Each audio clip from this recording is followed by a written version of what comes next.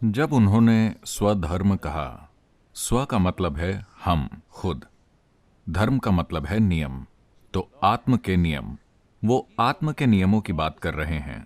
आत्म का स्वभाव क्या है, ये कैसे काम करता है, आपको इसके साथ क्या करना चाहिए। जैसे भौतिक के नियम हैं, वैसे ही आत्म के भी नियम हैं। वो कह रहे हैं आपको आत्म के नियमों से जीना चाहिए, न कि भौतिक नियमों से। अगर आप भौतिक नियमों से जीते हैं तो ये होगा, आज हम दोस्त हैं, कल कुछ होगा और हम लड़ने लगेंगे। हाँ या ना? हाँ, आप वहां बैठे हैं, मैं यहां बैठा हूं, हम अच्छे हैं। अगर आप यहां बैठने की कोशिश करते हैं तो लड़ाई होगी। हाँ या ना? क्या ऐसा दुनिया के सबसे करीबी रिश्तों में भी नहीं हो रहा है? न केवल दो राष्ट्रों के बीच, समुदायों के बीच, समाजों के बीच, क्या ये पति पत्नी, पिता और बेटे, माँ और बच्चे के बीच नहीं हो रहा है? क्या ऐसा नहीं हो रहा है? हाँ या ना? क्योंकि ये भौतिक के नियम हैं कि आप वहां बैठेंगे, मैं यहां बैठूंगा, कभी कभार मैं वहां आऊंगा, हम ये करेंगे, अगर हम चाहें तो हम गले लगेंगे। लेकिन अगर मैं आपके सिर पर बैठूं या आप मेरे सिर पर बैठें तो ये काम नहीं करेगा। हाँ या ना? अब बार बार एक मक्खी यहां आकर बैठती है। शुरू में वो सिर्फ यहां बैठी, कुछ समय बाद वो काटने लगी, फिर चुक। हाँ या ना? शायद आप उसे पकड़ ना पाए, लेकिन आप उसे पकड़ना चाहते हैं, है ना? तो भौतिक की यही प्रकृति है। तो कृष्ण कह रहे हैं कि अगर आप भौतिक के नियमों से चलते हैं, अर्जुन शोक प्रकट कर रहे हैं, मैं अपने भाई को कैसे मार सकता हूं, मैं अपने दादा को कैसे मार सकता हूं, अपने गुरु को कैसे मार सकता हूं, क्योंकि इस युद्ध में वो दूसरी तरफ हैं। तो कृष्ण कह रहे हैं, देखिए, अगर आप भौतिक के नियमों से चलते हैं तो आपको मारना होगा। वो दूर रहे, आप दूर रहे, कोई समस्या नहीं। अब हमारे रास्ते टकरा गए हैं, अब इससे बचा नहीं जा सकता। आज नहीं तो कल आपको मारना ही होगा। तो मारने का पल आ गया है, आप इसे रोक नहीं सकते। यह आपकी पसंद या उनकी पसंद नहीं है।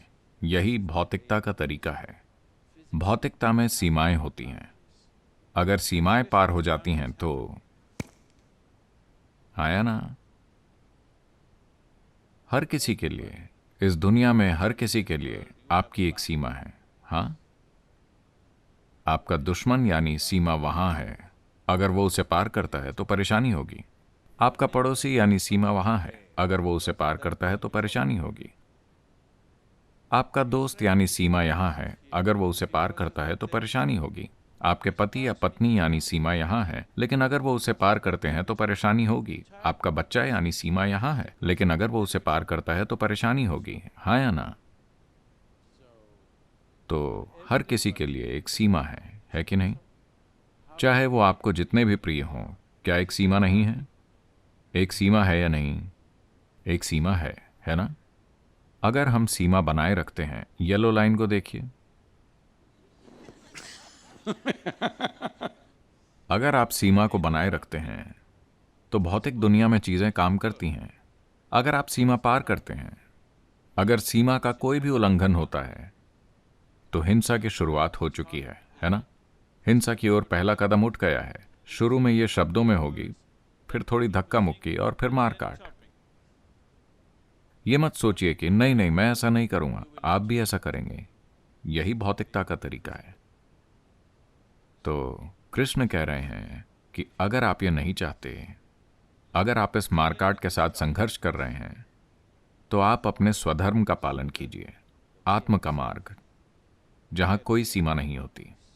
आप यहां बैठकर हर जगह हो सकते हैं, आप यहां बैठकर कहीं नहीं हो सकते हैं। इसमें कोई भी सीमा पार नहीं करता। जब आप यहां बैठते हैं और आप किसी की सीमा पार नहीं कर सकते, कोई आपकी सीमा पार नहीं कर सकता, अगर आप इसका अनुभव करते हैं तो मुझे आपको लड़ने के लिए कहने की जरूरत नहीं है। लेकिन आप भौतिकता के नियमों से जीते हैं और आप लड़ाई से बचने की कोशिश करते हैं तो कोई फायदा नहीं है। वैसे भी आपको लड़ना ही होगा। तो इसका पालन कैसे करें? आपको अंदर की ओर मुड़ना होगा। अगर आप भौतिकता के तरीके से जीते हैं तो टकराव बस एक कदम दूर है कि नहीं? हाँ या ना? किसी के साथ टकराना सिर्फ एक कदम दूर है, हमेशा। आपको इससे बचना होगा।